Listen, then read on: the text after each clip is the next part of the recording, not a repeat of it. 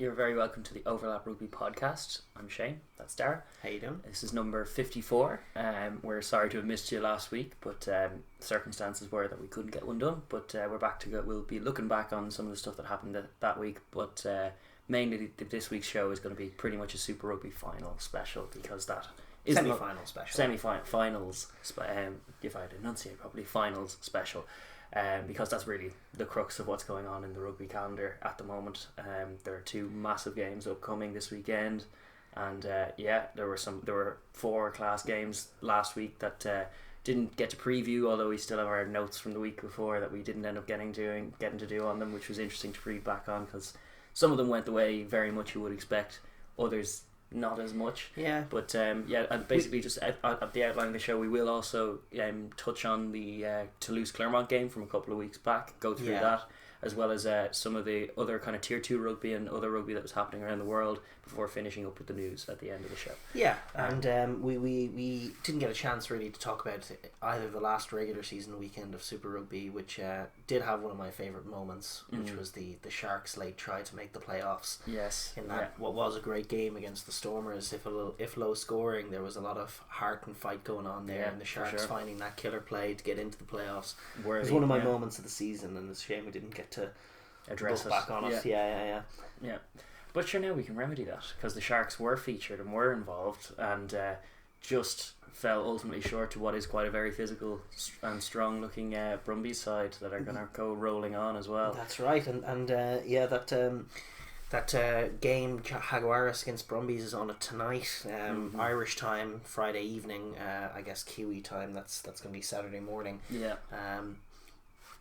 The first of the semi-finals, and just before we preview that, we will look back at the 2 quarters, starting with that Brumbies Sharks game. 38-13 in the end. It was more than an arm's length. It was comfortable enough for them. It was. I mean, the Sharks, they definitely let themselves down a little bit, especially in the early plays.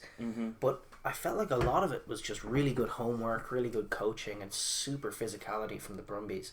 They had isolated the fact that the Sharks, who have had a good D all year, in and around the fringes, used their props a lot to cover that space, and they just exploited it with some time and time again. That exact gap balls kept appearing. The little Joe Schmidt move where the scrum half runs a dummy loop against the first receiver, and he dummies the ball and plays it back to someone coming from the sort of blind spot behind the ruck, and through the space they went time and time again, and the Sharks were flat-footed and quite slow to react, and they didn't really enter the game before they were about 24-6 down, and then for them that's just too late. That's not their game. Not at all. Not at all. They kind of prefer to be forerunners. Also prefer to be the more physical side most often, which is same for anyone. But the Brumbies impressed me with that display of like you say, good tactics in terms of targeting that area, but also massive physicality. I've thought that all year though, and that's always like it feels anomalous when you're looking at some of the Brumbies games and thinking they're a bit of a stuttery stylistic team, and looking at some of the other Aussie teams in their conference going like, how is it they always kind of distill up to the top of the pot? And we were alluding to some of it earlier, the fact that in every highlights packages, in every highlights package, they feature a maul try or some kind of thing. Their physicality is not to be dismissed. Their second rows are significantly better than anything else offered in Australia right now. For sure. Which outside of the Exiles. But like Van Heerden for the Sharks, who had been such a big monster from the second row, was working his socks off, but every time he tried to carry, he was getting driven backwards, and and that pack just got dominated, and it happened all day. And then even with Kerwin Bosch back and trying things, the Brumbies defence really did shut them down. They prevented them from getting go forward ball in and around the fringes, and then they kept their width really well. So Pimpy and then Cozy were frozen out of the game in an attacking sense, and they really never got space to operate.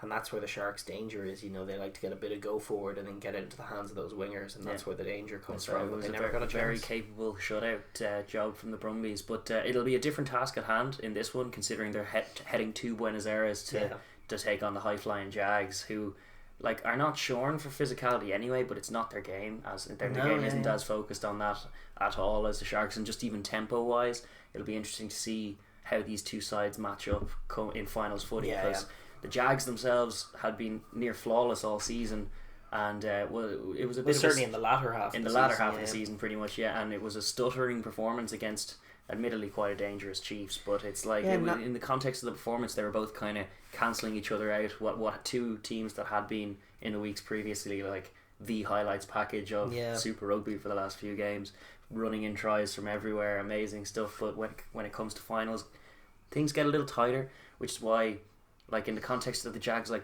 your head could say, looking at just the Jags highlights all year, and even in that game, they had some wonderful plays to get themselves out of trouble. And maybe their strike rate could prove too much for the Brumbies, and in Buenos Aires. But alternatively, looking at how physical those Brumbies can be, you could cause problems for this Jags outfit if they stop their go forward and then suddenly the passes aren't sticking one or two and the crowd gets detached. One of the massive blows for the Brumbies is that in that Sharks game, Pete Samu, who has been such a weapon for them, is injured and is gone. And that's obviously a massive concern. But yeah, just wrapping up the Shark season, they finished up. They were well beaten in terms of test selection, though the two centres did themselves no harm at all. I thought even in that losing effort, and Esterhuizen were very great and had some slick plays and slick touches. That wasn't where the gaps came. It was, as you say, it was just around the ruck that they kept time and time again. Indeed. Some of those forwards will have hurt their chances, but I think they've definitely for Springbok selection, the likes of Am is definitely in, Esterhuizen's probably in, Kerwin Bosch is going to be in, pushing for 15 or 10 in that context, and Mapimpi still very much in the mix, but Nkosi probably has hurt himself in recent weeks just for some loose defending. Even in the week prior against the Stormers, he had a couple of ropey plays in the second half. It was excellent in the first half, but a couple of loose plays in the second half defensively. So I don't know. With the high bar on wingers, this is it. Like they have so many wingers to pick from, and you can come just in South Africa they do, and then you can go Northern Hemisphere. You have your Cheslin Colbys who are there as well. So it's a tough spot to get into. So any weak or slightly weak kind of performance is going to hurt. But I will say, Rhino Smith, who was so good against the Stormers, really changed the game for them from 23. Came on and was everywhere and set up that Nathaniel Am try at the end of the match. He was benched again, and perhaps there was an error in that, just in terms of the little bit of spark and a little bit of magic that the Sharks were missing. They probably could have used starting him. True. But those are reflections for another year now. Robert Dupree and the boys to make, and it'll be. I'm not sure if the coach will still be there next year, but it's a summer of reflection. And there will be a Curry Cup, isn't there? So that's right. But all of those boys are going to be in Bok camp. I don't think too many of the test players will be playing. So the Sharks overall did have a great season to get as far as they did. I think ultimately they proved themselves. What we've been touting them for is just the bit of grit and heart that they do show is always admirable, and even if it's up in the face of a superior team sometimes, and just the way this Brumbies team came to play, but also matched up physically and isolated one weakness repeatedly. Or just as up for a playoff game as I've seen an Aussie team in a good long while. Yeah, no, it was really encouraging. I'd say Cheika was very encouraged by watching that game.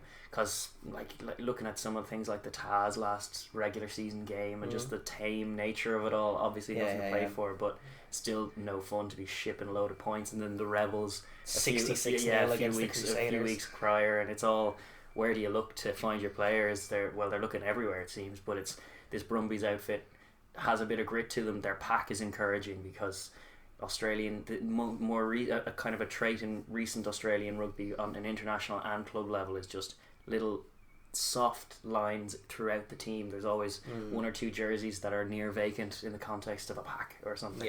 And to not have that in this outfit is really good, and I give them every chance going to Buenos Aires, to be honest, because I was saying all year that I think the Jags are excellent, and this year I'd love if the story of this year in Super Rugby is that the Jags win out, and it's like the first time ever the Jags win Super Rugby would be tremendous.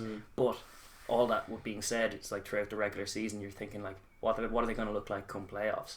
And they have everything lined up for them. The stars have aligned. They're in Buenos Aires this week as well as last. It was only the Buenos Aires factor that I really credit with them seeing off the Chiefs. It was very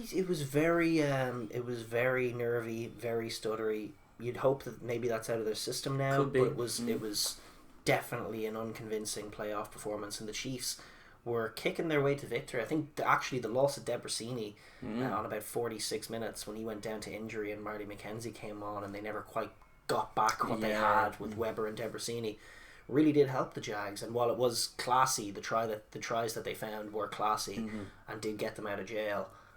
They were very, very close to losing that game against a Chiefs side that wasn't really doing much, just taking their threes when they were there. And you know what, there wasn't Chiefs weren't reinventing the wheel. They weren't overly physical. They were just in the game and staying in the game because the Jags weren't putting them away. So that'll be a massive concern. So they're going to have to definitely raise their game. It's true. It's funny how often that happens though. Two sides with a reputation for attack and flair and pace end up playing out quite a nervy, stuttering, stop-start kind of game.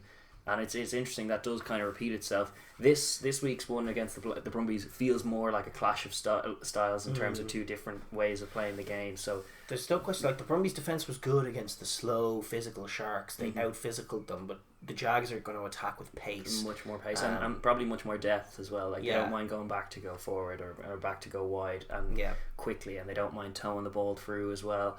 And those wingers, to be fair, like Henry Spate and the like, they're huge physical units. On the turn, probably not the quickest, so things like little toe pokes through if they're too high in the line could be alarm bells ringing. Basically, if they manage to get pace on the ball, if the Brumbies back row don't slow them down enough and allow that Jags kind of just engine to get rolling and get purring, it could be very hard for them to contain, particularly with that Buenos Aires crowd. There isn't a side in Super Rugby that can stop the Jags when they hit their straps. When they really do hit flow, they're very, very nigh on impossible to defend against for a Super Rugby side. So the Brumbies have got to find ways of preventing that from happening, exploiting ill discipline. Discipline's going to be massive. The Jags gave away a load of soft penalties last week. Soft penalties are maul tries against the Brumbies. And discipline will be key because the Brumbies are no strangers to silly penalties to give away as well. So like it'll depend on the heat of the moment and who's going to actually kind of cope with that better and be calm. When you're talking about Lavanini's job, like he's a penalty machine and he's up against Sam Carter and Rory Arnold who've been so good.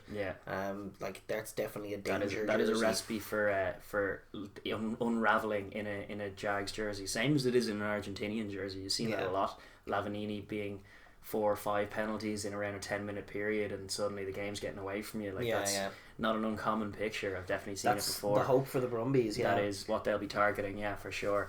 But obviously, like the Jags will be trying to make it not about that at all. Make it about pace. Make it about width.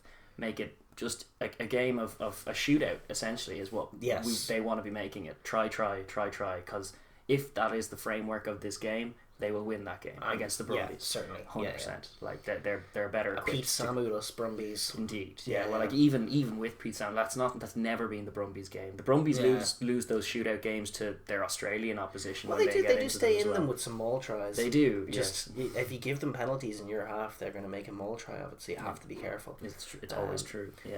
For sure, it's a curious game. It is a curious clash of styles. I can see both outcomes happening. I've actually veered back and forth in the week, but I think probably the Jags just home advantage should be telling maybe in the difference. Like the Brumbies, I do think, as much as that is to their great credit, I do think they're quite a limited side ultimately overall. I think they're missing Lealafano at 10 still has his weaknesses. Things like that that when games get tight, I don't necessarily back them to be the ones in finals footy to break it up and make a magic play happen. Whereas with the Jags, I always bank on that capacity that even if it's going horrendously wrong, you could see a worldie of a try any second. And I'm going to back that as coupled with the home advantage factor to see the Jags through. Coupled with this season, it feels like it's in World Cup year. It's obviously Argentina, sleeping giant that comes out every 4 years.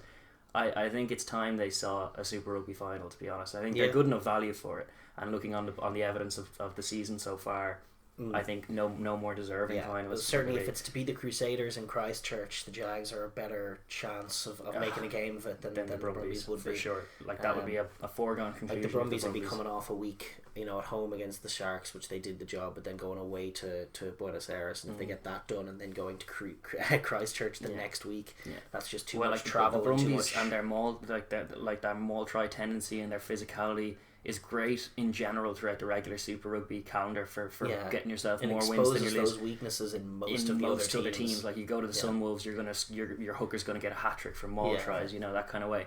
But like against a side that is as physical as the Crusaders, but also as detail oriented and just very to the letter of what they're trying to do, and it's all based off a physical platform as well.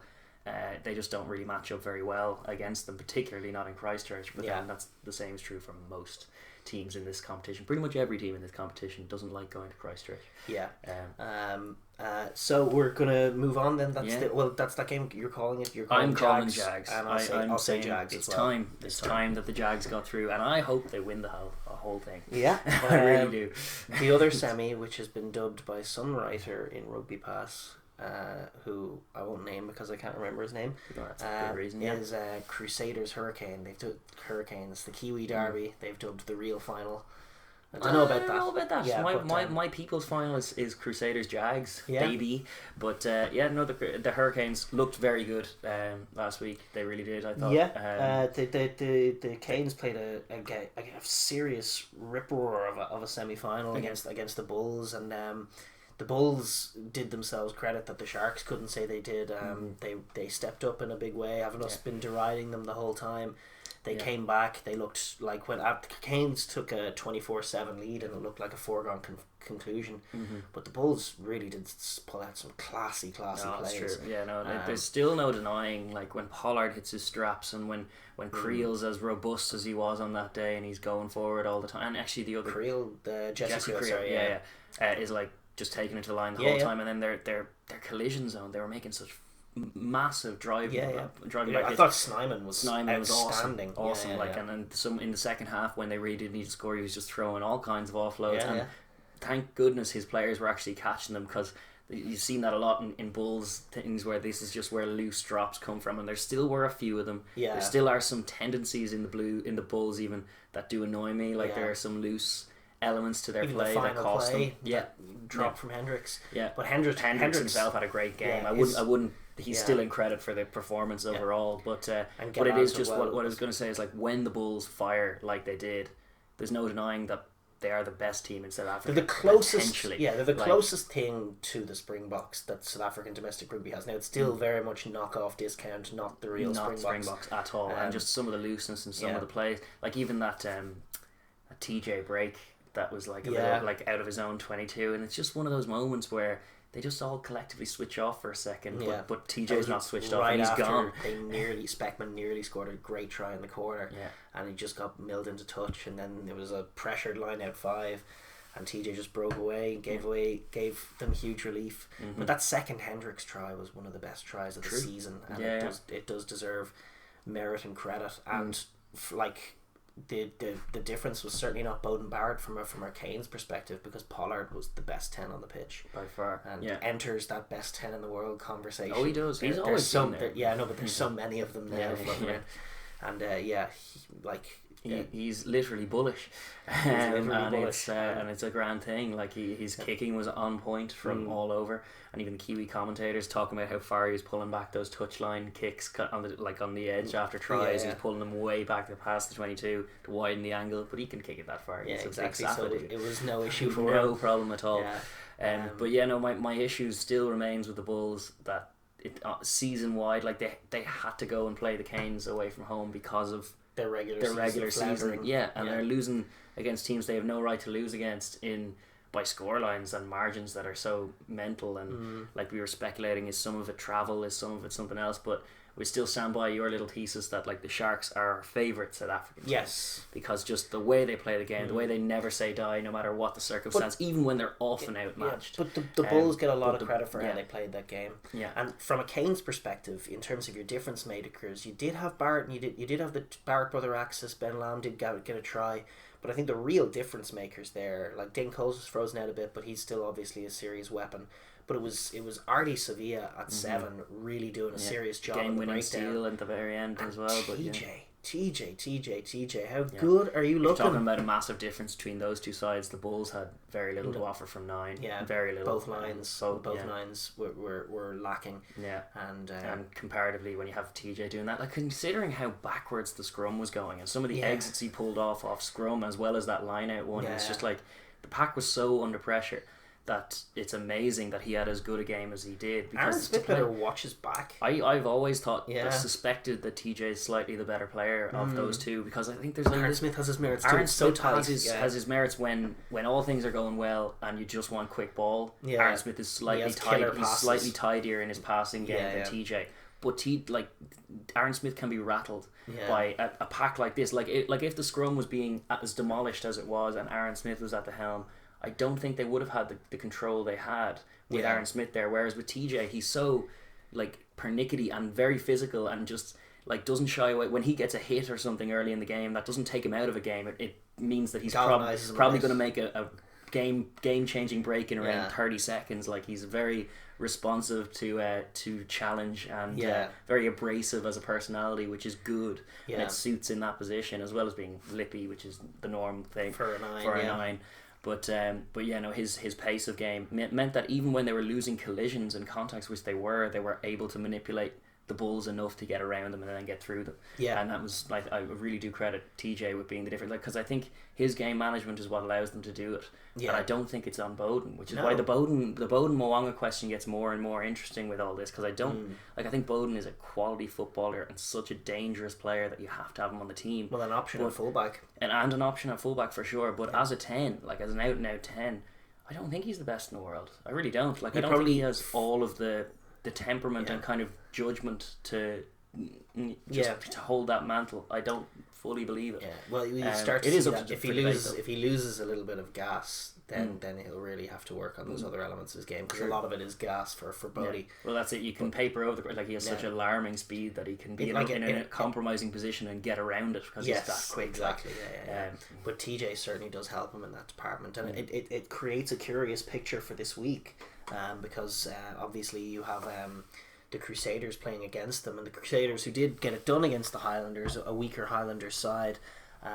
There was a breakdown brittleness to them that you would generally have favoured Matt Todd over Artie Sevilla, but there's no question form wise that Artie's in there now. 7. That was to be honest, that came from a couple of years ago when Artie wasn't really playing a sevens game. He was more of a kind of a ball carrying robust number 8/number 6, and it was more of an intellectual argument for the All Blacks, in that like Matt Todd was getting frozen out despite being there. It was more in opposition to Sam Cane, which he maintained. Well, I still maintain that Sam Cane isn't an out and out number 7. Like if you're thinking Pocock, I don't think he is. Like he's not that kind he's of. He's not getting anything over the else. ball. He is a 7. Like you wouldn't pick him anywhere else. Yeah, probably not. But I don't see him as like an elite level poacher. No, which I think a 7 should be. And I like not that Artie's getting there. Yeah, and Matt Todd I think is an out and out 7 who's just not quite elite level. He's club level more so. He was frozen out of that game for the Highlanders, and the Highlanders got some purchase at breakdown. Yeah. They also exposed some cracks in the Crusaders' D. Jack Goodhue was stepped at one point to Sever Reese. There were line breaks afoot. Rob Thompson was causing them all kinds of problems from 13. Yeah. And he's another tidy player actually, and we kind of overlook him in the Kiwi 13. He's gonna go to Europe in a few years and be class for whoever gets him. Yeah, for sure. Yeah.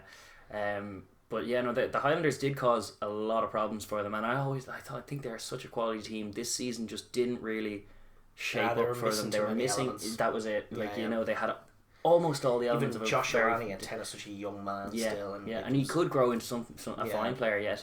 Some of his instincts are really on point, but it's like watching like Marcus Smith for Harlequins this year, and you're thinking like, wow, there's a tidy bag of potential, and you can just see a few elements here and there in a couple of loose plays that you're like, we forgive him because he's a young man, but there's a bit more mileage needs to be got. Yeah, for sure, worth investing in. And then conversely, the opposite end of the spectrum, Ben Smith, the accountant that is, oozing class the whole game, causing problems sometimes, still making the right call more often than not, pretty much every time.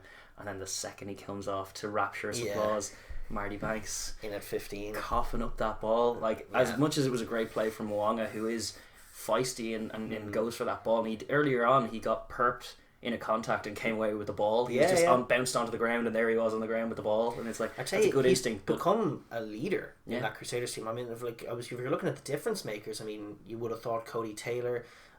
Cody Taylor had a poor game. His line out throwing was off. The second rows weren't as big a presence. The back row wasn't as big a presence. The pack weren't, until the second half they started to get on top, but they weren't as showy as you would hope. And actually the two difference makers were, we would expect Kieran Reid, and he had loads of nice subtle touches. He was very much a difference maker in the game. But also Richie Mo'unga at 10 was looking very much like a chiseled vet for a young man. I think that's been one of the main hallmarks of Rodgers' tenure at the Crusaders is just the growth in that boy. Because I remember him the season before he came, and you were thinking like, there's potential, but is he going to be another kind of Lima Sopoanga level player his whole career and never quite the international caliber? But now that's not true. He's a shout for player of the season, and he possibly is ousting Bowden Barrett, which is something you wouldn't have said last year. And it's coming up to World Cup time, so crunch time as far as selection. He will definitely get at least one or two runouts in the abridged rugby championship to come, and we'll see what balance works. Maybe it's him and Bowden on the pitch at the same time. Maybe it's him with Bowden to come in at 60 minutes. Who knows what the best balance for them is, but he's definitely in that conversation. He does. He plays like a little Rog now. I love his temperament on the pitch, but he's probably a bit more physical than Rog ever was. So his footwork and his ability to break the line is great. He takes to the line a lot, but his boot is magic as well. And got great grit and great hustle to him, and also can control a game. Bryn Hall from 9 as well, also playing well. They had enough in the second half. They're still a really classy team, and we're always, when we're making our critiques, grading them on a slightly different curve than, say, the Sharks and the like. You know, they're still a really classy, high-level team and likely victors. But certainly the Artie Sevilla factor makes this game more curious. Brings it back into the balance a little bit. My fear for the Canes comes from what that Bulls side was doing to their scrum for the whole game, pretty much. And around the fringes and the contact, there was a physical deficiency there. A lot of times they were getting around them, but it was like 3 phases to get to the outside, and each phase they were caught 5 or more yards behind the gain line and driven. And you suspect that more of that's to come with the Crusaders, because like you can't afford to be lacking that much in set piece to and get around the Crusaders. You won't get around them. Like, they'll shut you down, and they will grab their tries when they're going as well. Like, there'll be fewer loose elements that like there were to the Bulls kind of game in the final kind of passage when you just need to clinically execute. There's often a little bit of loose. The Crusaders do. And so I suspect this game will probably go by the numbers, and Crusaders will probably win it by probably slightly more than 10, probably around 10 points or more. It's like the Highlanders had them on the ropes and up until, and they were like, for all of the Highlanders don't have the most physical pack either, but Liam Squire was putting in a serious shift, and it was all sort of derailed when Squire got that yellow card. And that was a sad end for the Highlanders, who are obviously losing so many players at the end of the season, and like there's a stopgap here. There's going to be potential coming in behind it, but it was a sad moment for the Highlanders, and the Canes. You just, when you're playing the Crusaders, you just need to stay in it for 80 minutes. You can't let up, and every time you let up, they will punish you. Well, the Canes, because of I suspect the physical disadvantages they will have, with the few exceptions. I think Artie Sevilla will be up for the big game and up for the fight, and he'll have to get stuck in. But it'll be a matter of, are they taking their chances or not? Like, if you see in that first 20 minutes the Canes get one clear cut opportunity, and then like a pass doesn't go to hand or something, that's very worrying, because you suspect eventually the pressure the Crusaders are bringing is going to tell anyway. Every point's going to count massively for the Canes. If it becomes about the pack, it's obviously going the Crusaders' way. I mean, just looking at the second row discrepancy, I mean, you got Scott Barrett and Sam Whitelock together. Like, there's just ruthless physicality to that. So the Canes just need to be quick. They need to be leaning on TJ, as you say, to get them out of trouble from a reversing pack, and then make it about attack. Get Lamape more into the game than he was at the weekend. Get Dane Coles on the wing in the wide channels, and get Ben Lamb into the game a bit more. You know, playmakers into the game, get the danger men on the ball, because the Highlanders showed that there are tries to be scored against the Crusaders. For sure. And, they're not a flawless side at all, but they are, and they're not actually as good as they were last year. No, I don't think so either. I think they probably slipped back one or two notches back towards the pack. Still frightening for any team going against them, and they tend to be just so well drilled and detailed out focused that they Like they seem to be doing everything right behind the scenes as well. So that's what makes them so intimidating, is that you really struggle to see how some of these Super Rugby teams will break them down, because the detail they're putting in is kind of greater than everyone else. The balance of their team. Like, it's funny that players like Brian Hall are having such a stellar season, but tend not to be in the conversation for the All Black jersey, because that's Aaron Smith or TJ. And there's a lot of other players, like Goodhue being another one, George Bridge being another. And Goodhue has his test caps though. He does have a few, but it's like they're never really in the conversation, despite all consistently starting for what is consistently the best team. Yeah, Matt Todd is another. And Matt Todd, another example of that. And it's just they're a sum of the parts kind of thing, and more of a monster of an entity that goes beyond any player in any jersey. They just tend to collectively make good decisions and be very physical all the while. It also helps when you have that second row: Cody Taylor, Kieran Reid, and there's a Mwanga to direct Crotty. There's a lot of All Blacks in there still. No, it's true. David Havili, fullback, even. Yeah, danger man. Yeah. Oh yeah. No, it's still hard to see beyond the Crusaders making it 3 in a row. Yeah. Ultimately, with the way it's lined up as well, and it's still hard to see anyone doing it. But the league table doesn't lie. They were the best side in the regular season. They won all the games. They've earned the right now to host all the way in, which is so massive in this competition. It would be a shock. It would be a shock if they lost. But this Canes team are thoroughly capable of producing a shock, and at least making a game of it. And should, like our dream come true, and the Jags actually make it to the final, they are another team who are just match up well enough to be a thorn in the side and potentially go bang bang and take a lead and make it a very different game. Where the Brumbies, you feel, if the Brumbies were to get through, are just going to lose this matchup. The matchups they've been winning, they won't. Yeah, and that'll be it. Exactly. Yeah.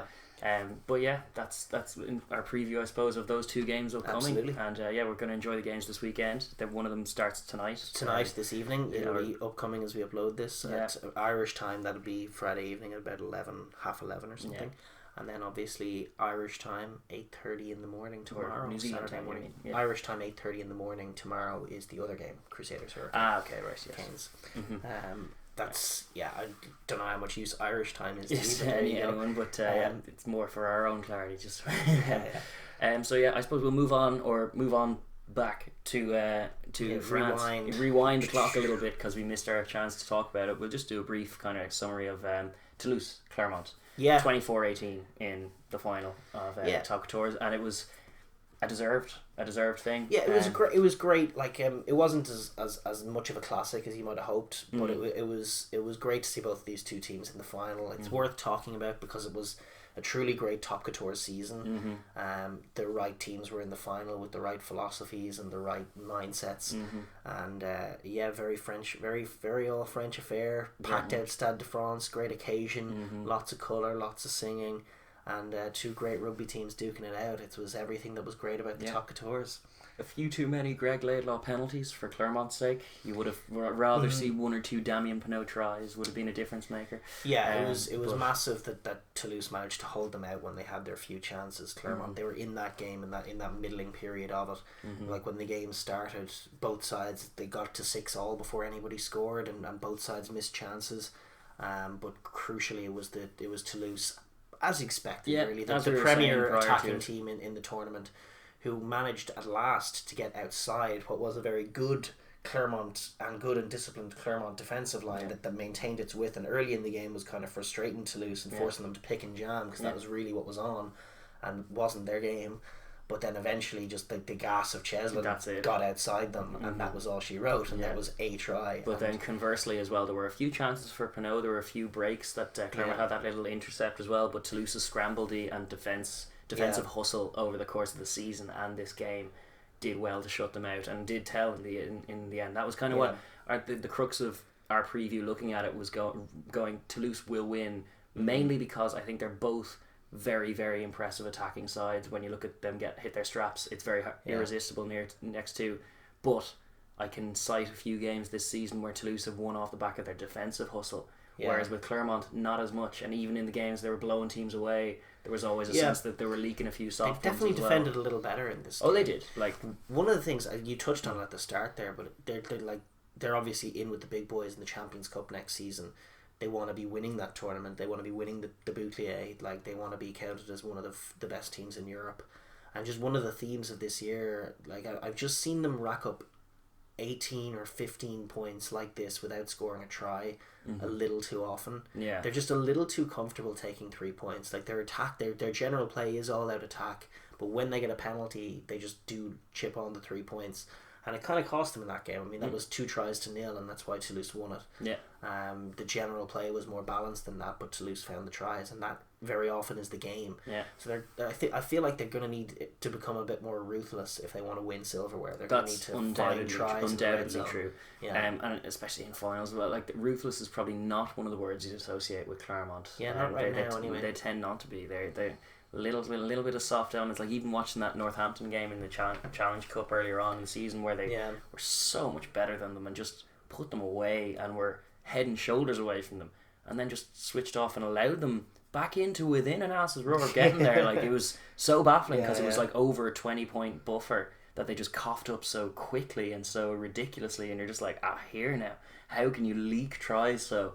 And then eventually it got them to such a point that I think it got back to a 1 or maybe a 2-score game before they switched back on and scored another try themselves. And it's like little elements like that to their play don't tend to plague Toulouse as much, and certainly don't plague as many European teams of Champions Cup caliber. You don't tend to see that as often, like just leaking a sequence of tries off just being switched off. Yeah, and more is the point as well, just in like that second Huget try, which was a great example of just clutch. Like they had the chance to do it and everyone put in a perfect touch. I mean, it was a bit of a loose pass from Dupont, but then the perfect touch from Ramos, Aki, Gattoon, Colby, try for Huget in the corner. Huget bags a brace.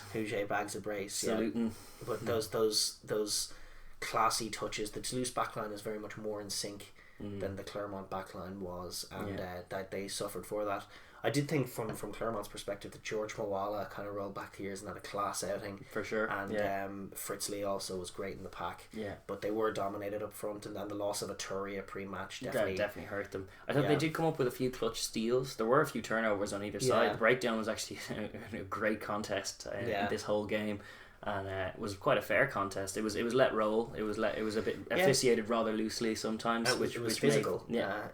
Which made for some good contests, because it's always key to give sides like that, Toulouse and Clermont, who can break out from anywhere, give them scope to contest the breakdown. Don't be too pernickety about it as well, and make it a contest and a battle, and it will be. It was relatively even matched in that area, and just because of the physicality, there were some loose plays, there were some knock-ons, there were some turnovers, so it never quite became the free-flowing attacking, game that it could have been. Thing, but Toulouse, the right team, the better team, dominated and got it done, and that was also in the interests of equality, I suppose. Like Clermont already have a trophy this year. They won the Challenge Cup, so it's nice that those two teams end up with some silverware. It's very hard to listen to Stuart Barnes these days. He was annoying me in commentary, and he was determined to make the narrative Clermont bottle it again. And I really didn't see it that way. I mean, I just saw it as the natural consequence of them playing as they play. They're a little lacking in certain areas, and they were always just going to come up a little short against a better Toulouse team. They played 2 finals this year and won the one that against the side they should have beaten, and lost the one against the side they weren't as good at. Another case of the league table doesn't lie. They were below Toulouse, above Racing, or above La Rochelle, and Stuart Barnes was determined to make this all about Clermont being a bottle job to be fair, that's a very easy narrative to spin whenever Clermont are in a final. But it wasn't really, and it isn't the tale of this team. This team isn't. It's not a case of them being perfect all season, getting to a final and choking. They've been lacking. Well, I certainly don't see that in the likes of Pinot, those kind of younger, new generation Clermont heads. You don't get the same sense that you did in years gone by when it was Rougerie's team and stuff, that they're going to panic and go within themselves. Like normally when the back's to the wall, that guy and a few others do step up and come up with some plays. They played more or less like they've played all season, with some good elements and then some loose elements that cost them, and that ultimately was the deciding factor. Narrative wise, it's perfect that Toulouse won it. Toulouse were the best team all year. They have been the headline of the French Renaissance this year. They have been great when you consider where they were a year ago, which was nowhere. They could get as far as a semi-final, was it? In the Champions Cup, and only fall in Dublin. That's no bad thing. No, and then to win the bouclier, and they've been just flashy class rugby. Introduced us to a whole new crop of talent that a year ago we weren't talking about. and it's the renaissance of French rugby, and they well earned their bouclier for sure. And leave Ntomac alone. If he wants to surf on the bouclier, he can surf on the bouclier. This is it. It's all just good Instagram stories. But yeah, I suppose we leave that where it was. But yeah, delighted with the final, and delighted with the fair result, and the two best teams got there. And very, very happy to wrap up French rugby in that way. Great season overall. Yeah. So now I suppose we'll move on to just a little different segment that we have this week, just purely because there's quite a lot of Tier 2 rugby going on at the moment. There's quite a lot of sort of other rugby going on that we wouldn't usually focus on, and the rugby that we usually would focus on is sparse. It's true. So we're just going to mention a few sort of just almost housekeeping, what's going on around the world. Rugby around the world type thing. First up, I just want to talk about the first thing that I'm going to talk about is all the Tier 2 games that have happened since the start of the month. We're now wrapping up June, and there has been some Tier 2 activity. There was that little tournament, the Nations Championship, which, as we've said, it had featured Uruguay, Namibia, and Argentina 15, and Russia. Yes. And I feel like Russia were the teams taken most seriously. Yeah. And the other teams were picking from a smaller crop of players. I think Uruguay have some players in Major League Rugby who weren't featuring. Yeah. And, whereas for Russia, this is their World Cup warm-up. Yeah, a little bit. This is what they have to treat as. They got a win against Argentina 15, did Russia. They also beat Namibia 20-0. Which is a strong showing for a team. Like, we don't know where Namibia's players are at or where they're at, but they're a World Cup side and always have been, and so that's encouraging signs from a Russian point of view for sure. Their other game was, I think, a defeat to Uruguay. An interesting little thing from Russia. 2 wins from 3. They're going to be happy with that for sure. Out in South America. Uruguay have had a curious month. They started with a big win over Russia, but they have since lost at home to Namibia and Spain. And they did get the win against the Argentina 15 team, but after their very good America's Rugby Championship, there's just some little signs of frailty, perhaps. Frailty, indeed. Yeah. That may come a cropper when they have to play in that horror show of a group with Georgia and Fiji. Yeah. I wonder what that Georgian team will do. Like, Uruguay like to throw the ball around. It may never get there. Yeah, I mean, it's definitely been a curious sight to see the Rugby Europe teams playing against these smaller South America teams this month. It's a good matchup.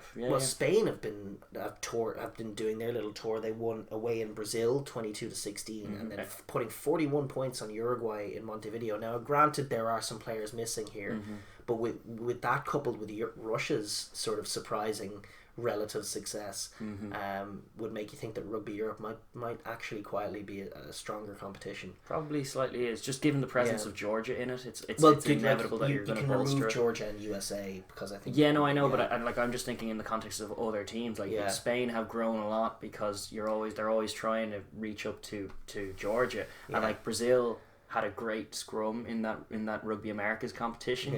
I wonder how that fared against the Spanish scrum, because the Spanish scrum has to go down against deal with Georgia every year. So I don't know if it'll be as shocking to them when Brazilians won a scrummage, whereas against the Uruguayans that might be a fright. Yes.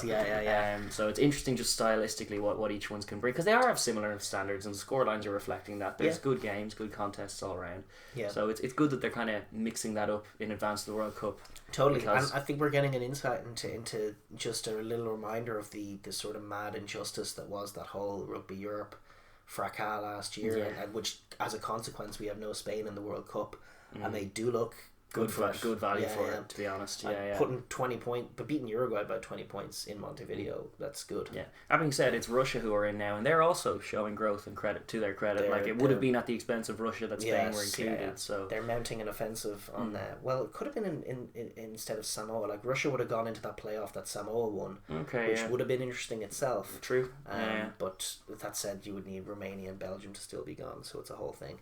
But Russia are definitely mounting an offensive ahead of the World Cup. They look more confident. They're putting work in. Whether it'll tell, I don't know. Speaking of Romania, actually, they're just seeing there, they beat Brazil in a tight one, 22-21. No, that's that. They did. And also got a result against Chile and the result against Uruguay as well. So quietly, Romania are still thereabouts. Yeah, and just a general theme of the Rugby Europe sides getting the better of those South American sides for right now. But definitely great contests to have, and that was all sort of going away quietly in the wings. Didn't get a chance to actually sit down and watch any of those games. Not really. Saw some highlights packaged of some of them. But definitely curiosities, and also with the addendum that I think Uruguay in particular, and also Namibia had some players rested and not quite. And in the context of the Argentina 15, no one really knows what that means either. What kind of team you're playing. That's just a match filler on the off weeks. So that was all the tier 2 rugby. Well, there was also talk of Samoa and Tonga. Because that news-wise in the advance of the World Cup, that they're the French.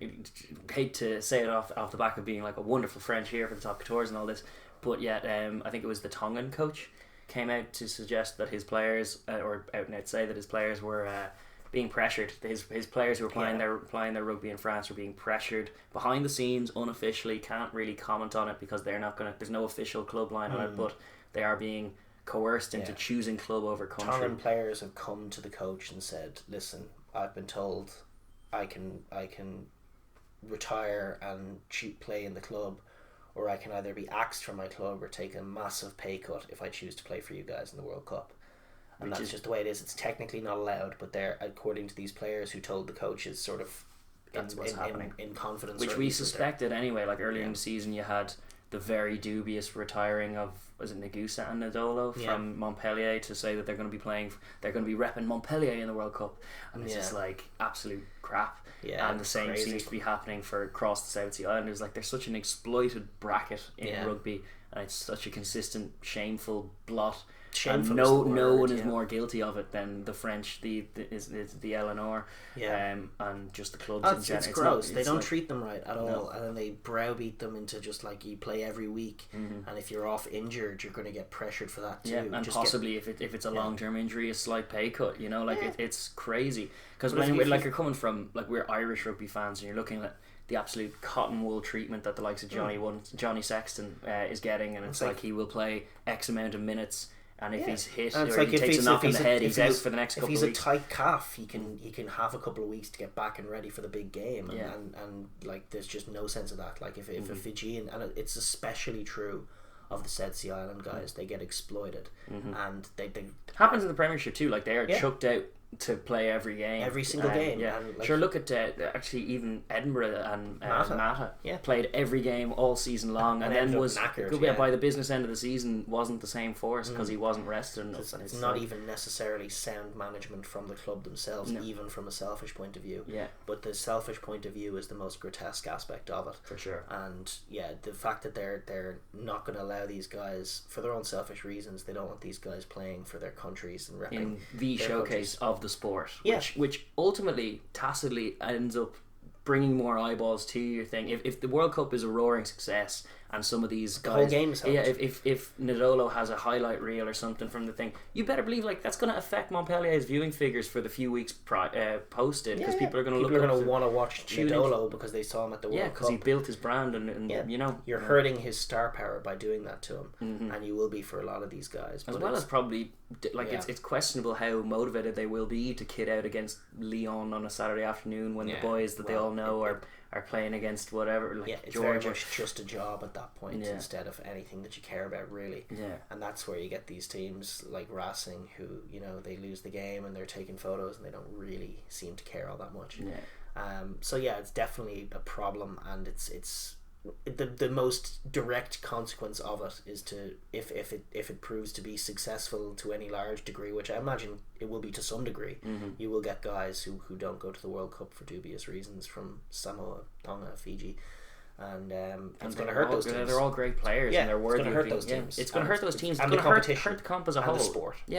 You want to have the best players available for selection at the World Cup, and this is flying in the face of that. And it's another in a long line of a litany of just gross mistreatment of South Sea Island players, and using them more as commodity than player. And it's a bit shameful, and that was something that came out a couple of weeks ago. So it definitely fits into the bill of tier 2 conversations, because it's another one that's and certainly as much as we like to enjoy and compliment the top tours on a great season, like it's worth reminding ourselves that there's that sinister element beneath it that has gone on sketchiness. Yeah. And I just wanted to talk about, before we move on some more, I just wanted to mention the best final of that Top Tours weekend was not the Top Tours. It was the Major League Rugby final, which we had previewed the week prior, and I had said that it was actually going to be my first Major League Rugby game. I haven't actually watched it or gone in yet, and I just really, really enjoyed it. It was like it was a small enough little stadium out. It was the San Diego Legion playing the Seattle Seawolves, and the Legion had finished top of the regular season, so they had home advantage. And it was like a cramped little 6,000 seater, but like there was loads of greenery around. It was really cool, and it was packed to the gills. And noisy. There was a little pocket of Seattle fans, and then there was just a load of San Diego fans. A legion of San Diego fans, and they were making loads of noise. It was great. It was a proper class atmosphere at it. Something Super Rugby could learn from, when you get a 6,000 attendance, how to make it raucous. Exactly. And the fans were up for it and cheering and reacting to events in real time, like understanding what was going on, really enjoying the rolling mauls. And it was a really great ding dong battle. The Legion probably had the better of the general play. They had Josh Furno in the team, Italian lock, and Sam Manoa turning up. Sam Manoa as well. Furno was gas. He was making some loose ass plays, some good plays as well. He's still a big physical horse of a man, so he gets stuck in. But it was the story of the game was really the Legion like working their arse off for 3 points, and then having Seattle strike back with a well taken try. Yeah, and Seattle definitely were on the hunt for tries, and every time the Legion were dominating Seattle's defensive hustle very often, but also their try finding ability really did help them. True. And it was tight. It stayed tight the whole thing. San Diego took an early lead. Seattle struck back with 2 tries. Then they had a lead. Then San Diego came back at them, and eventually took a lead off of like a try grounded against the base of the post to like raucous applause and cheers. Seattle got back to within a point with a try, but couldn't convert and take the lead. And then Peterson, who was the 10 for San Diego, who had been kicking the ball all day long, took a drop goal. Taken drop goal. Yeah, on 77 minutes, and it was like the reaction from the commentators, from the fans, from everybody was just huge cheers, and it gave them a 4-point lead. And the only thing that was going on in my head was our little rule, which we mentioned on the show before, which we call like the Ireland-France 07 rule. Yes. It's a game that's etched in Irish fans' memories forever, the first game at Croke Park, and it would have been for a Grand Slam had we won it. And we did very similar things. We were 1 point clear on about 77 minutes, got a penalty and decided to take 3 for a 4-point lead. Lost the ensuing restart. And conceded a sequence of play that led to a Van St. Clerc try. Yeah, exactly. And that was it. That was all she wrote. And had we kicked into the corner and held the ball and maybe gone for the try, we would have been killing the game if we'd held the ball and kept them down there. Well, that was some of the comments on this. Like you were going to Twitter on the San Diego game. A few like NFL fans who were tuning in just because of the spectacle, going like, "Man, I'm not really into this rugby thing, but surely that play to hit a drop goal on 70 minutes, that's a bad call. You got to hold that ball and kill the clock." Which is such an NFL thing that they do understand that. Americans respect possession and they respect the capacity to kill the clock. And but the long and short of it is that my thesis is, and our thesis is, that when you get a penalty and there's less than 5 to go, and you're not kicking to make it a 2-score game, you're kicking just to make it a try. You're kicking from 1-point lead to 4-point lead, or 2-point lead to 5-point lead. You shouldn't do that. You should go to the corner. You should hold the ball. You should try and run down the clock or get the winning score that really puts it away from them. And they didn't do that. San Diego, and then the next thing, Seattle got a penalty for a high tackle, got to kick it into the corner, and after the 80 minutes took a rolling maul over the line to win the game. And it was the second season of Major League Rugby and the second win for Seattle. They're back-to-back champs now, and the team to beat. And San Diego, despite all their hustle and their home fans getting on it, they looked like a side that were kind of panicky, and they're not as clinical, and on the balance of play, like the way Seattle found tries to keep them in it, which is just such a it's particularly in the first sequence of the game, where I think it was a 6-0 lead that ended up being scrubbed out by a try, but it was San Diego going for it, and the crowd was super loud from the first whistle, and it's just like going for it for 20 minutes, building up a 6-point lead, and then bang, try, gone. Yeah. Start again. And all the oxygen gets sucked out of the place. Yeah. And that was the story of the whole game. And right at the very end, it was the same. They sucked all the oxygen out and were in dancing with their big trophy. But it was a class spectacle. Really great game. All the neutrals who were watching would have really enjoyed it and appreciated it. Yeah.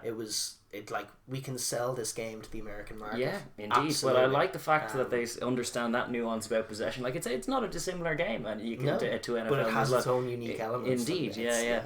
So you can easily see them getting on board, and also just in the context of Tier 2, it's great that a lot of teams like your South, the teams that play in the Rugby Americas Championship have a lot of players now with professional contracts due to this league, which is the biggest service it's providing overall, is just a capacity to play professional rugby stateside, which is absolutely great. And it does help a lot of those players from the Americas, because those teams are going to need to fill their rosters, and they're going to need to figure out how they're going to do that before they can develop they will develop academies and everything else, but for the time being they will be prying through test rugby and seeing who's that Uruguayan winger, who's that Brazilian prop who was doing well. Let's contract him, and there's a lot of that happening, and it's definitely making for curious pictures, as well as the fact that DC United, the land of Cathal and Ben Foden, is also going to be joined by Bastro next year. So funny. They were losing semi-finalists, and they're going to be in the mix. Are they going to be the Racing of the New York United, I should say. New York United, is it? Yeah. They're going to be the Racing, big money bags, losing in finals, perhaps, potentially. You don't know. But it's definitely it's a good comp, and definitely it was a great final, worthy of it. So I suppose we'll move on. The last two things, not men's senior rugby anymore. There was there's the under-20 championships did just wrap up at the weekend. It was won by France for their second year running. There was Australia, I think, are one of the big winners in terms of there's a lot of talented young lads in there. I never really know about the winners of the competition, especially when it's such a big side. It can be sort of an illusion, but France definitely they had the number of everyone in the competition. They had a big scrum. They did have technical guys who found tries, and it was an exciting competition. It is always just weird and anomalous as a comp, because partly because of the turnover, and that was an issue in terms of injuries, but also just because at under 20 level, so many bodies are underdeveloped, and like there's a lot of growing still has to go, so you don't know how those skills are going to translate to the senior game. Also, different unions just use the under 20 team for different things and emphasize it in different ways to different degrees. So it's not necessarily as clean cut a picture as you'd think. Like, there was a lot of headlines about the baby blacks being sort of indicative of something in New Zealand, which I really don't think it is. It's an anomalous year. They'll be back. They're looking to their young boys as well for really more from their like the provinces and talent scouting, schools, and wondering where they're going to send these boys, how are they going to bolster squads for Super Rugby and for all these. Basically, like, you don't hear too much.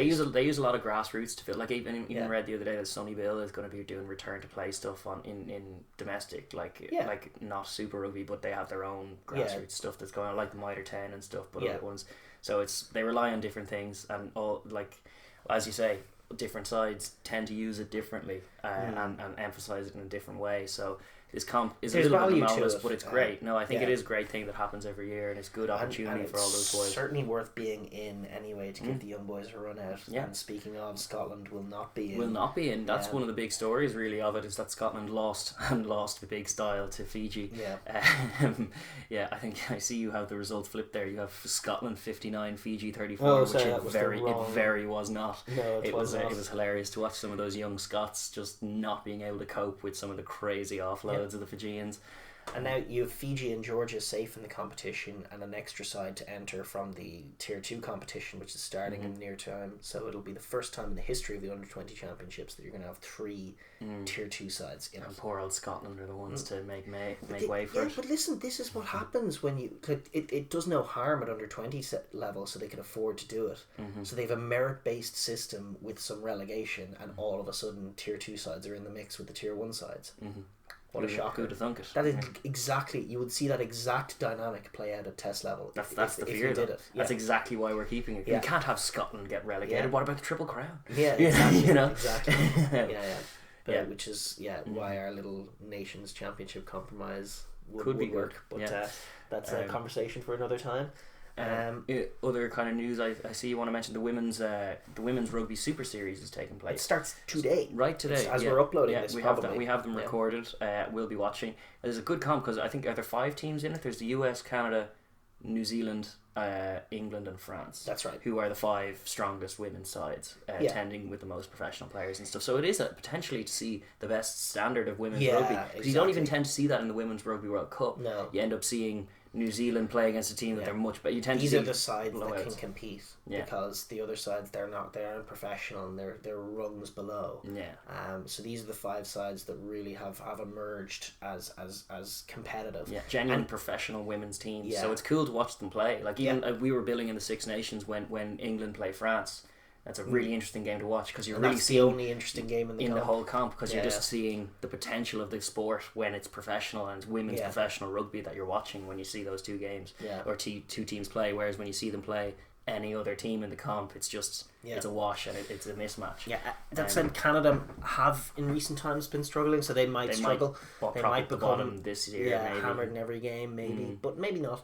And certainly, you're going to get some good games out of this one. The dynamic of France, England, and the baby and the Black Ferns is definitely super cool. And you throw USA into the mix, and it's definitely going to be some good games. Yeah, I'm definitely looking forward to watching the games today. Are England against the USA and Canada against the Black Ferns. So that should be. Yeah, certainly ones to watch. England and New Zealand, just going off apropos of just history, but you never know, and it'll be interesting to see how that tournament develops because I think it's a really good thing for the women's game to have more games that look like that. Yeah. So this tournament seems to be set up to provide just that. So I'm curious to see how it plays out. Yeah. But the other sides are going to catch up because it's 5, and then that's really that's it right now for women's rugby. But certainly in this sort of lull in terms of all the rugby that's going on, those are definitely games to watch and whet your appetite for sure. Rugby wise. And then I suppose we'll move on to our last segment, which is the news of the week. The other news, and there were, because it was 2 weeks, there was actually quite a bit of news. Yes. We had obviously first off the Nations League discontinued, which kind of moves on from our tier 2 chat.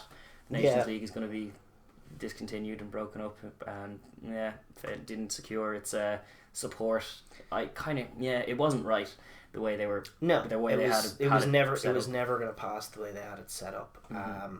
Which is like they're trying to change too much all at once, and it was never popular from the start. It was never going to work. It was designed by seemingly a bunch of people who don't play the game. None of the players liked the idea of just the excessive demand that was going to put on them.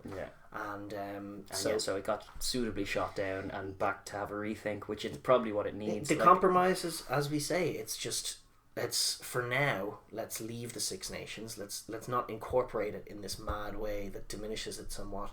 Let's leave the Six Nations. Let's leave the summer test window, which is actually pretty class. Leave the Rugby Championship and do something with the November window, which is the only real massive problem right now. I know they want everyone on this calendar, but really things are kind of working right now. I know that you have this issue with the June series where one team is ending their season and one team is starting their season. But generally speaking, those tours are interesting, fascinating tours, which both sides want to win. They have merit to them. It's the November series that has its problems. So change the November series. Get yourselves a little Nations Championship with 4 teams per division. And then suddenly you're watching the likes of England or Australia being relegated, which is something you never see. But it's not a relegation that's going to massively financially cripple them. England and Wales, if England and Wales are both in Division 2, England Wales in Test Rugby is still going to be a massive game that's going to get watched, that's going to be covered by the BBC. More so than an average November international would anyway. It doesn't do any harm. And it's just 3 games. So you have 4 teams per division, play 3 games. You can have a final if you want, but it gives the teams scope to arrange their own fixtures outside the windows if they need to make money like they do now. So I think that's a nice little compromise that solves the problem of tier 2 sides not getting enough tier 1 games, because you're going to have that great 3rd division behind the top 8. Where you're going to have 8 to 12, where you're going to have at least 1 or 2 tier 2 teams, and do it all based on world rankings to start with. So then you're going to have like Georgia, Japan, Fiji, and Argentina maybe in a pool together. Which is great. Potential great games in that. Exactly. And then, you know, side getting relegated from that 4 to 8 category to go down and slog it with those tier 2 sides is very interesting. It would be fun. You know, and if it's England and they're sort of aghast at the idea that they're going to have to play some tier 2 sides and not make enough money, they have the scope to say we're going to play the All Blacks outside of that window. Yes. And they can shake hands on that and have their game against the All Blacks in Twickenham. Yeah. I think that's the best solution for right now. Yeah. Just in terms of solving the tier 2 problem. Yeah. I'm creating a bit of consequence to the November test and making a bit of drama to it, because that's always a question whenever they're whenever that window rolls around and you're talking to a casual and or not rugby fan about like, oh, we're playing who? And it's like, why, what, for what? And it's like, no, it's a test game. It's like, what does that mean? And you're like, all that kind of stuff. And it's like, yeah, well, it's important, god damn it. Is where ultimately my argument wears thin. But it's like, if you had a little league so you can point to a table and go like, so we're here, it would help, you know? Totally. It would do something with that window. For sure. As opposed to like, everyone gets a test series. If you're going out to Australia to play a 3-match test series and there's a trophy at the end of it, that's great. Yeah. Don't touch that. No. Leave the June internationals alone, I say. That's exactly Don't remove tours from the game. I hate it. And only the Lions tour to be the only tour left in the game. That's madness. Madness. We can't have that. I was going to just mention the big news of today, which was announced just there. Warren Gatland has signed a 4-year deal with New Zealand Rugby to be the Chiefs head coach, taking 2021 off to coach the Lions against South Africa. So he's in it for the long haul. I think ultimately looking for the All Blacks job. That seems to be what I read into this news. It's interesting how will he adopt the Chiefs' philosophy and try and build on it? Will he try and bring his own philosophy into it? Will we see a fundamentally changed Chiefs? It's definitely it's a fantastic test for him, and a test he would have needed. I think it's a great move from New Zealand Rugby, because there's enough evidence from what Wales are doing and what he's done with Wales that he is a great coach. He has his ways, they work.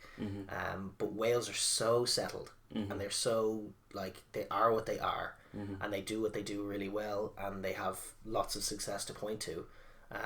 But if he's given, like, this is a completely different project. The Chiefs are a free-flowing, attacking team.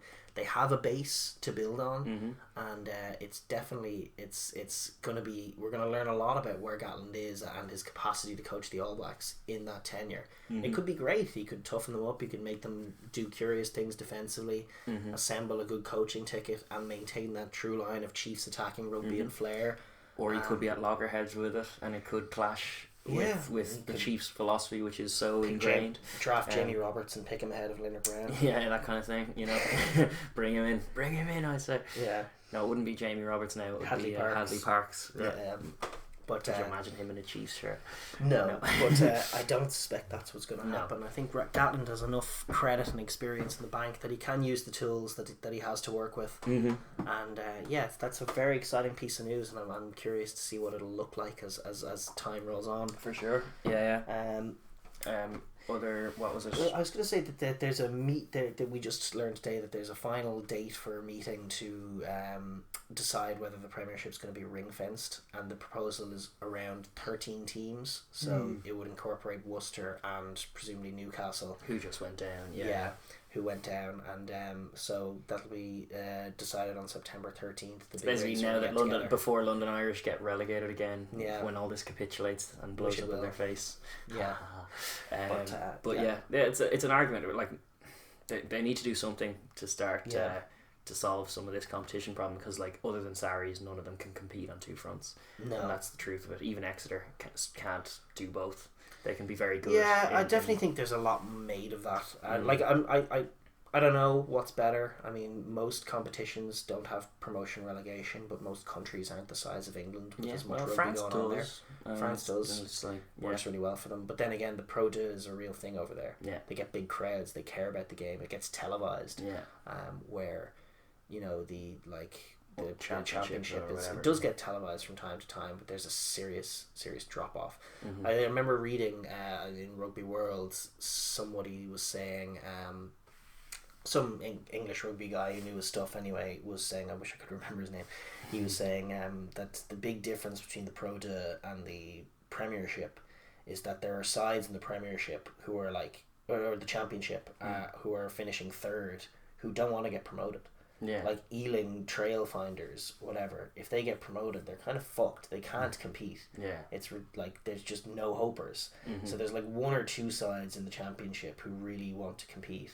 And get promoted, but for everyone else it's just going to kill them. They're not going to be able to handle it. Well, that season where London Welsh did the business on Bristol and managed to get it past them, and then just spent a whole season in the Premiership getting hockeyed by everyone, not having a stadium up to scratch. I think they got like docked points or something as well, and it was just a complete mess.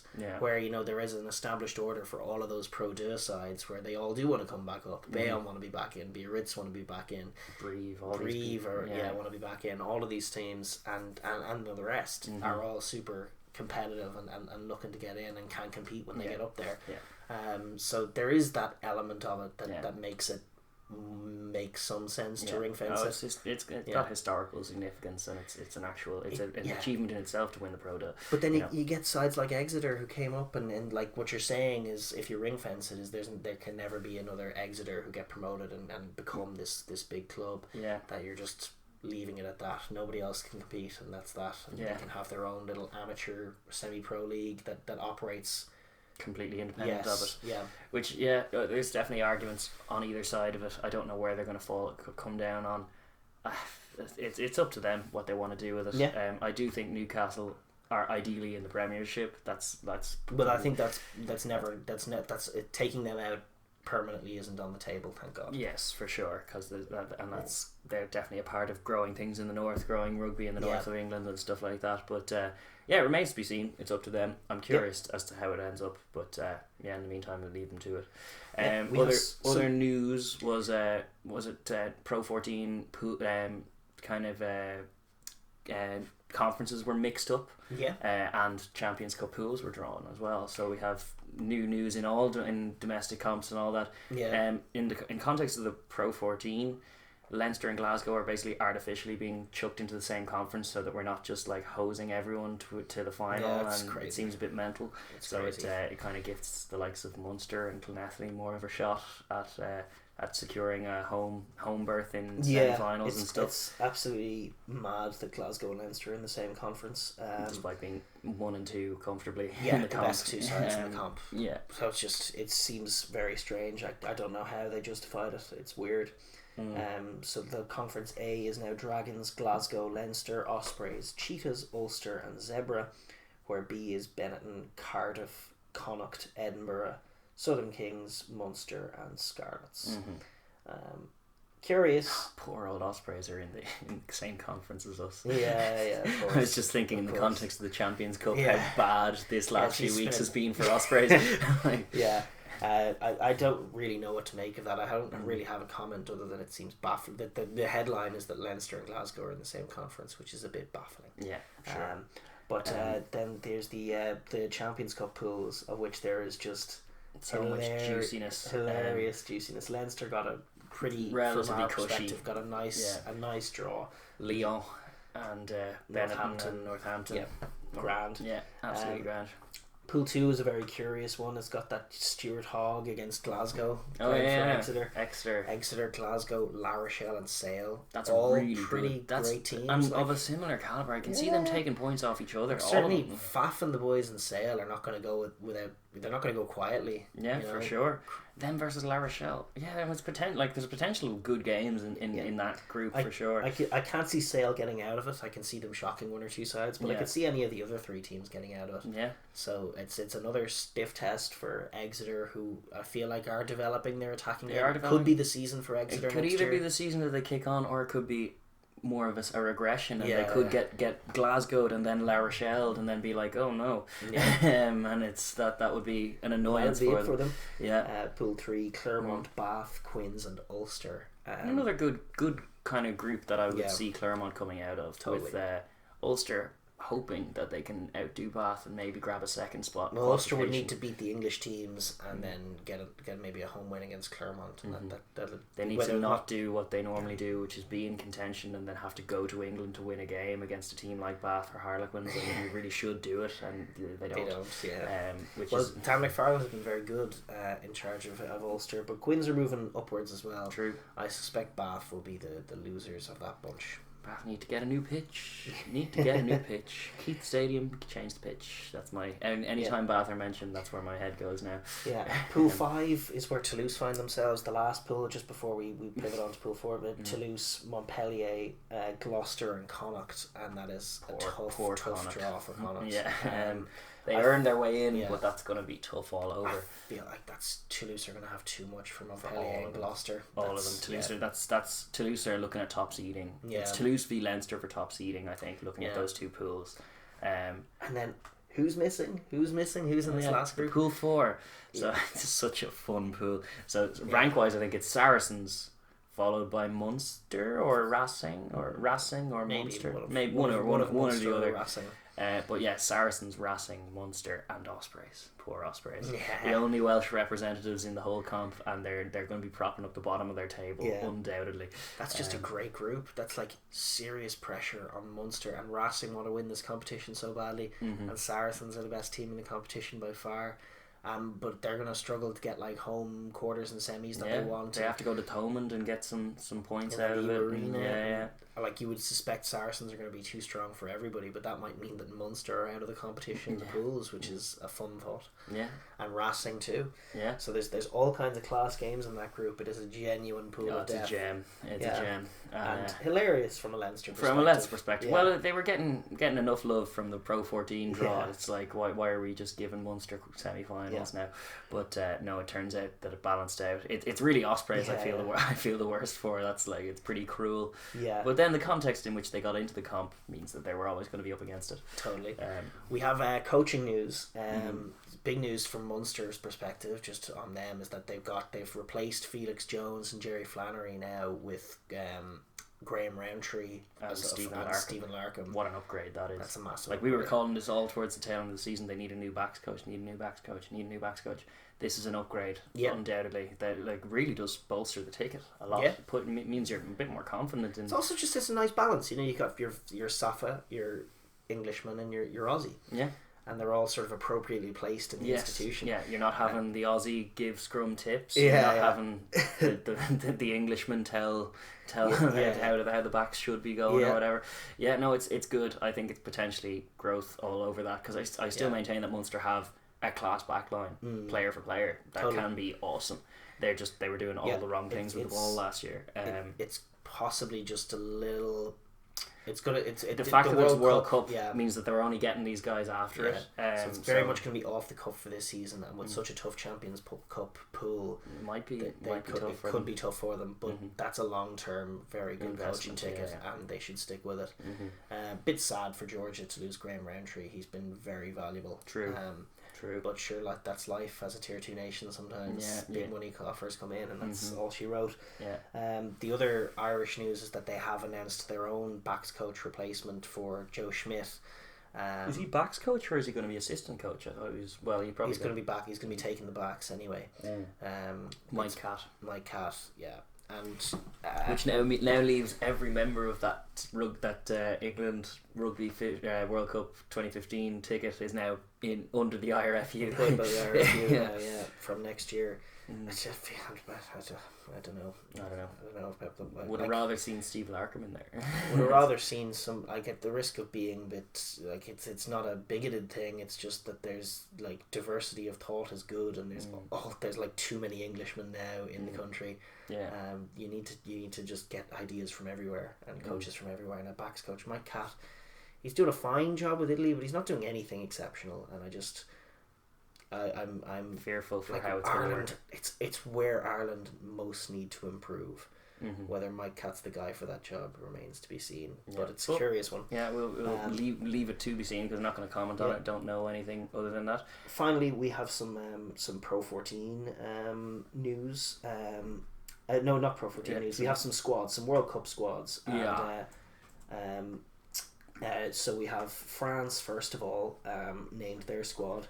And the only headlines really from that were the absence of Teddy Thomas, which I think is a little crazy because he's such a baller. Yeah, but I'm actually get Racing out of there. I can't stand their attitude, and I think he's defensively lax, and I would sooner have Pinot on a wing than him. Well, it's fine from a starting perspective. He's too good not to have in the squad. If Pinot gets injured, you want to have a Teddy Thomas in there, I think. Maybe so. Maybe so. But the omission of Bastro, though, and is fine by my reckoning. I think he's not part of how they should be playing the game. Yeah, Bastro and Power are gone. What's curious about that, though, is it's another reminder that Brunel hasn't the rashers, because there's no plan here, because that, like, Bastro was his captain and Power was his 9 a year and a half ago. Yeah.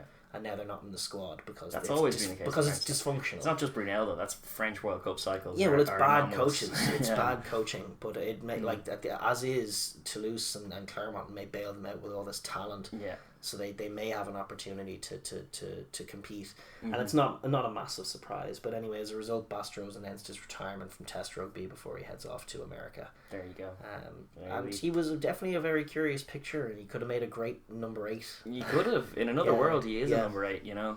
But yeah, no. Like, to be fair, he's bringing some great pictures. He was always a curiosity. He always had fight in him anyway. Yeah. He was never. Yeah, he scared the bejesus out of the older Brian O'Driscoll when suddenly the opposite 13 jersey was being occupied by a yoke the size of that. It's like he remembers playing in 01 when there was no hint of that. So it's interesting just in the context of the game, his career, definitely. And some of that great Toulon side had Bastro. I look forward to watching him in Major League Rugby. Oh, he will light it up over there. They won't be able to handle him at all. It'd be funny though. And just finally, before we wrap it up, the Springboks also named a preliminary squad ahead of the boys who were touring with the Bulls and the Sharks coming back in. Right. So they'll join up, and the headlines from it are yes to Cobus Reinach. Interestingly, yes to Marcel Coetzee, good call. Ulster, very 2 good calls, and yes to Francois Steyn, which is probably a slightly worse call. Probably, I would think. I can't imagine he's gonna push Delindy for that 12 jersey too hard. No, Serpentine would have. Serpentine is the headline that he's not in. A lot of Springbok fans are calling for him. He's just been sort of drifting out in Montpellier. Montpellier ruined people, but they've gone with. Yeah, well, allegedly he's had a very good season over there. It's just in the crunch games I haven't seen him. He's either been injured or anonymous. So I was very much on Team Serpentine a while back, but he's been. To be fair to Delindy as well, Delindy's been very, very solid. Delindy's the front runner at 12. He's not moving. No, he's a big unit. And he does what Springbok 12s do, is crash and very hard to deal with. And he occupies some kick and techers as well. He tends to take that duty on for the Stormers a lot. So he's a good unit. If you have him and Lutanio Am or something, it's a really balanced pair. Good centre partnership. And even that's omitting Jesse Creel harshly, rather, because he's class as well. He's in the mix thoroughly. And listen, I think we're going to wrap it up. There. There was also the Leicester Tigers news of Jordan Murphy's getting a mentor coach in Pat Howard, who's coming back to the Tigers. I think he won the premiership with them a few years back in 07 even. And so it's went to cricket to try his hand, and now he's coming back. I don't know if holding on to Jordan is the right call for the Tigers. No, I know that their club's up for sale now as well for 60 million this year, and they're looking for suitors to do that. So it's all a bit, I don't know, it's all a bit dicey for Leicester Tigers fans. Maybe if they can get proper investment, proper backing, they can get back to where they were at. And certainly no one's going to be ring fencing them with them on the outside. That's not happening. But it would be nice to see a resurgent Tigers next year. And he did get the job on day one when it was the firing of Matt, what is his name? Matt O'Connor. Matt O'Connor. In grotesque kind of circumstances after. I think Pat Howard is coming in sort of at an administrative level to fix all of those structural problems and better develop player, scouting, academies, all the rest, deal with the dysfunction that's been going on behind the scenes. But short term keeping Jordan Murphy as coach I don't think it's likely to change much in the immediate future. Maybe not. Like certainly if I was Johnny May's agent or Manu Tuolagi's agent, I'd be like Johnny May's agent needs firing anyway. He left Gloucester to go to Leicester looking for trophies. Actually, Manu Tuolagi's is a better he's sticking with Leicester out of honour because he was injured for so long. Yeah, I admire that. They treated him well and they wanted to give him time to get back, and he's rewarding it, which needs to be rewarded in rugby. Otherwise, and in the Premiership as well. Yeah, specifically, like there's a lot of cases where that doesn't happen. Yeah. And even you were thinking post Lions tour of some of the Sarries boys looking very, very tired. Maro Itoje not looking his robust self. Yeah. And by the middle of the season, he was looking jaded. Yeah. And it's like there's a lot of that happens in the Premiership. It's always a talking point. So this example from Leicester Tigers of treating Tuilagi really well and giving him time and space to get back properly is good precedent that needs to be set. Yeah. So wishing them all the best for sure, and wishing you all the best as we return to our lives and you return to yours. Indeed, this is it. Yeah, we're going to wrap it up because I know you have to go to work anyway. I do indeed. So yeah, and I have to go to Lou. But yeah, thanks very much for listening. We'll be back next week, hopefully to review the Super Rugby, which is the big news and is still the headline of the show. And we'll be watching. We'll be previewing the Super Rugby finals. What we'll be doing. Yeah, it'll be an even more Super Rugby special. Yes, indeed. And take care, guys. We'll see you next week. Bye now.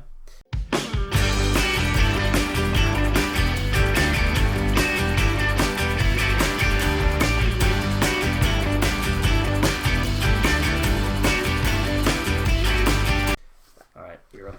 Throw. No, left and wide. Rushed.